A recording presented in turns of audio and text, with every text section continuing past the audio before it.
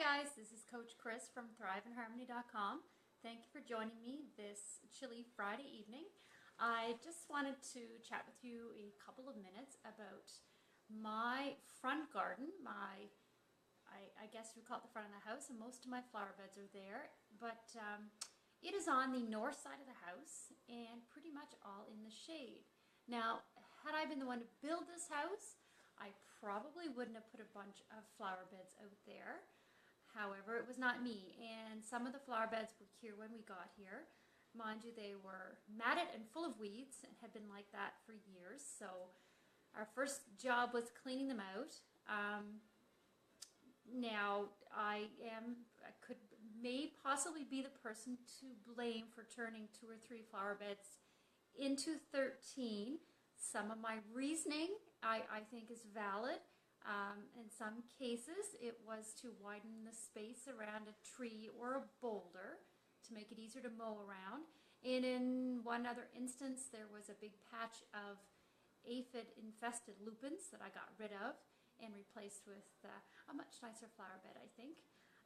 Anyway, on my blog today, if you have a moment to check in on thriveandharmony.com and read it, I have discussed a few perennials that I use in the front of my house, plants that I have found to be hardy and resistant to pests like deer that seem to run wild everywhere these days, and slugs and ants.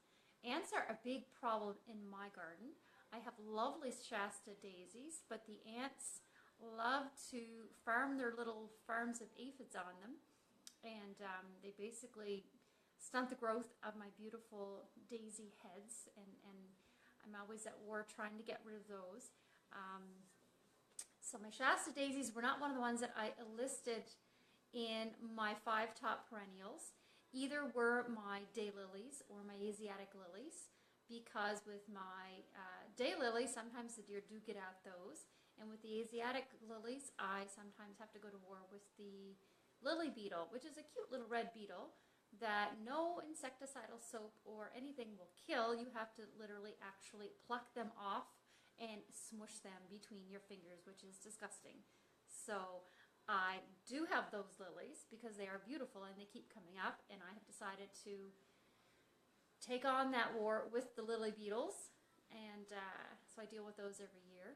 I sometimes have a little cup of gas and I try to sneak up on them and knock them into the gas, because what they'll do, and this is kind of sort of maybe more info than you'd like to know, they lay their little larvas on the leaves of the lilies. They don't touch the actual beautiful flower, but the larvas hatch and they cover themselves in dung, and they systematically eat all of the leaves. They will strip it right down to the stalk of your beautiful lilies, and they cover themselves with this layer of gooey dung, this poop, so that birds won't eat them.